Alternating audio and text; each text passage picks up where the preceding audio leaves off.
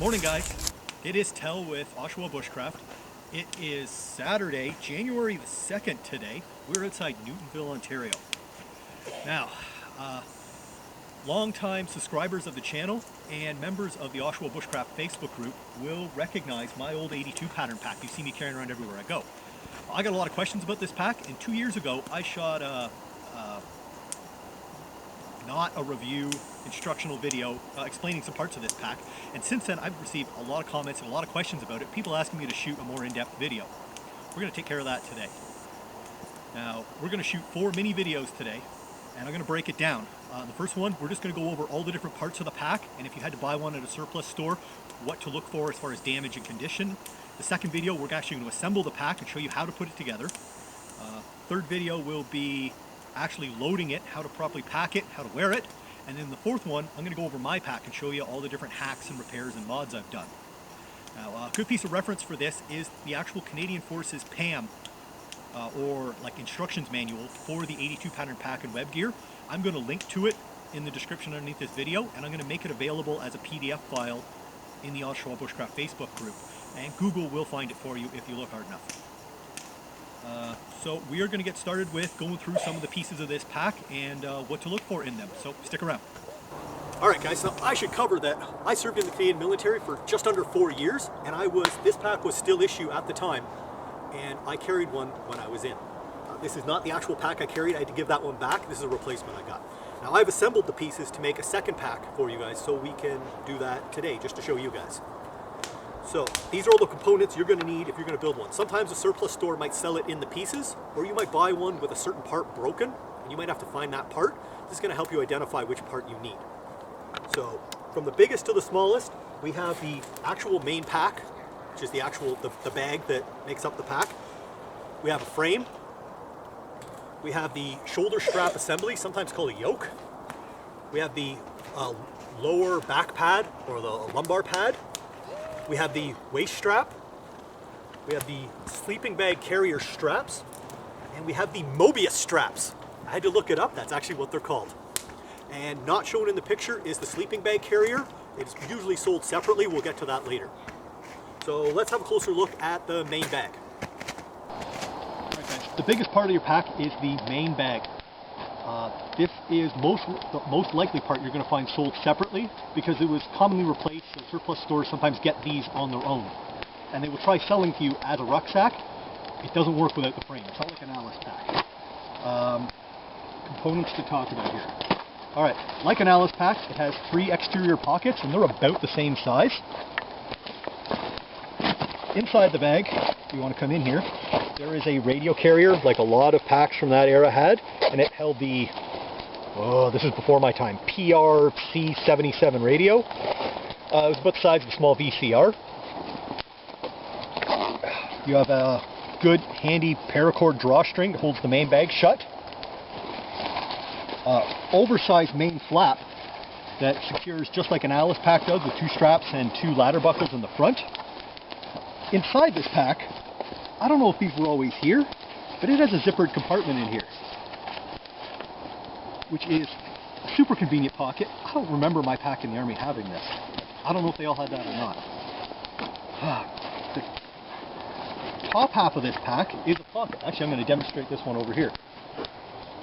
This whole section up here is a pocket, and this is super convenient for getting stuff in and out. Look at the back here. You have a double-sided zipper here that gives you access to that pocket, and this is a very convenient place to keep items you want readily available.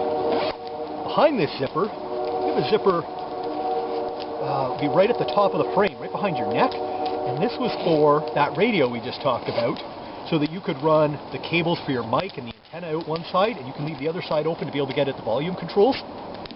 I only ever put a radio in one of these once. That radio was on its way out of service anyway. Still very cool. These are accessory straps for holding more gear and for compressing the pack down. We'll get to these later when we put the pack together. Oh yes. And behind each of these side pockets, they are sleeved. So you could carry a set of skis. They were actually called ski sleeves. And there were straps above for securing them. Now, when you buy one of these, the things to watch for, the first thing you're going to look for look for what color it is. You guys see this one is a dark green color. This one is unissued and it's brand new, and this is the color they were when they were brand new. As they got older, they faded and they became like a teal or a seafoam color, and they started to look like this. If you're looking through a pile of these, right away look for a dark one. It's usually a good sign that's a newer one. Places they were common to fail. Inspect every seam on this bag. Every one of them would fray. And it's not a big deal. If you don't mind fixing it, you get a good deal on it, needle and thread, you can patch up seams. Here in the back, these corners up here where the frame would have poked out will fray. It looks ugly, but the pack will still hold together. It's not a big deal. Some of these rivets might be missing, the eyelets might be missing. They can be replaced, but again, it's something to watch for. Are all the eyelets there? That'll save you some time down the road. Big sign of damage, if somebody's been hauling way too much in these packs, this seam right here where the main flap attaches to the bag, this seam will start letting go and you'll get rips across here. That could be an extensive repair. You're doing a lot of sewing to try and patch that up because it's load bearing. Other than that, oh yeah, sewing seams is easy. Needle and thread, you can fix that. But it's all of these little tabs that hold your pockets shut. If any of these plastic pieces are broken, these are really hard to replace because you just can't get a replacement, and they're hard to replace. You'd have to come up with a MacGyver solution, so really inspect all of these. Okay. Alright guys, so that's the main bag. Let's move on to the next piece. Alright guys, the next biggest piece of your ruck is your frame. Also very important. Technically speaking, this is the only frame that works with that rucksack. And if you look for it at a surplus store, you're going to ask for a frame for an 82 pattern pack. Technically, you can Frankenstein one onto a 64 pattern pack. That's a topic for another video. Now, these are made of steel, and they are epoxy coated. Some people might tell you they're aluminum or magnesium. They rust. So if they rust, they got to be steel. As soon as you pick these up, have a look at them. It should have a healthy 30-degree bend to it. If you see right across here, you guys tighten the straps too much, this can sometimes be bent out. Don't buy that one. And generally look it over. I've seen some of these that look like they were run over by a car. Again, if it's the only one you can get or it's a good deal, you can straighten them out, but try to find one that's relatively straight. I got one little bend right here, it's not bad. And inspect, give them all a little wiggle. Sometimes these welds are broken. 4 or 5 of them are broken, no big deal. My pack has a whole bunch of them broken. It still holds together. If they're all broken, that could be a problem. Thing to watch for, this is the bottom of the frame down here, and this is the part that gets dropped on the ground all the time. And you'll see the metal bracket at the bottom here. The corners get bent up. It happens, no big deal. If you can find a straight one, great. If not, this is easy fix. You get your Leatherman, straighten it out. I'm not even going to bother straightening this one because I'm just going to bend them back again. So there's your frame, guys. Alright guys, this is the shoulder strap assembly, and this part is actually really important because it's load bearing. Now, this one's very old and it's very worn and it still works 100%. So you don't have to get a new one. A new one's going to have better padding in it. If you can find a dark colored one, it's probably going to be in better shape. But this is your suspension, and it holds up the whole weight of the pack, so it's important. Now, these straps back here work just like the new US Molly 2 rucksack. They go, well, we'll see it in the next video when I put the pack together. But all of these straps are important, so make sure to inspect all of these. Make sure all of these buckles are in good shape. Any one of these is cracked, it's going to cost you time down the road because you have to replace it. I recently seen a whole box full of these at a surplus store where whoever took the pack apart just took a knife and cut all these straps. They were selling them at a reasonable price, but what a nightmare to fix that, have to replace all of these straps.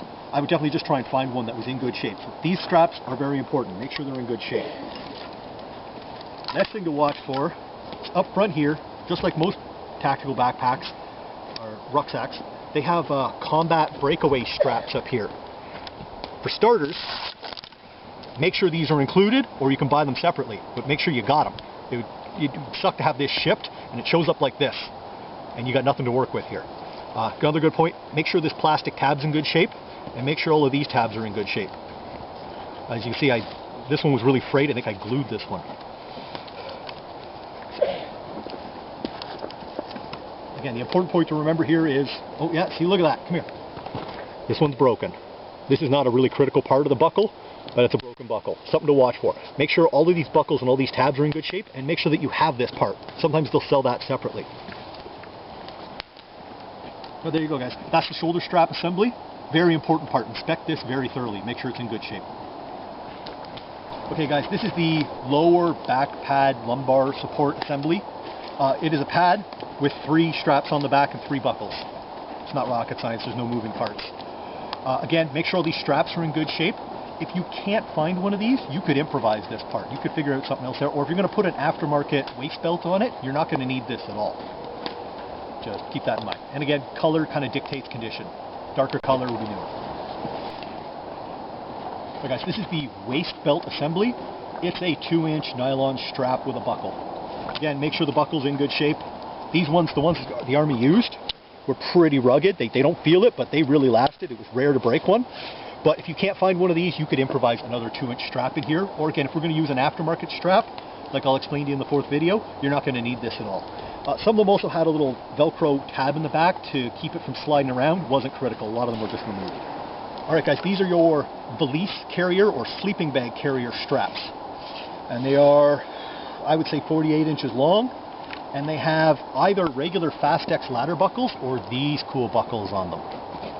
Now, depending on which ones you find, these ones are easy to break. If you get the regular Fastex ladder buckles, they're very easy to break.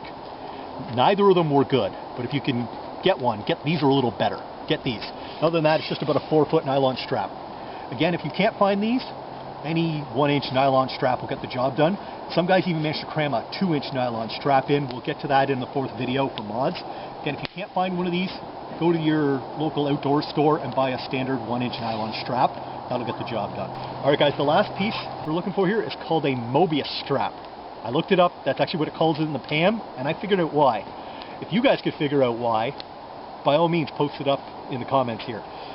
This is the part that runs from the bottom of the shoulder straps, the breakaway latches, down to the bottom of the frame. And you could take these off of an Alice pack, they're almost identical, or even the Molly 2 rucksack. Yes, they use the same ones, or if you had to, you can make your own. I've had to make my own at times. It should come attached to the shoulder straps, but it might not, so make sure to look for them. Mobius straps. The surplus store will probably call them lower shoulder straps or something. Alright guys, so what we've covered here is all of the components of the 82 pattern rucksack, and how to identify them, how to name them, if you're going to go buy them, what to look for, what kind of damage you should look for, that kind of thing. So stick around for the next video. We're actually going to put this pack together. Thanks guys.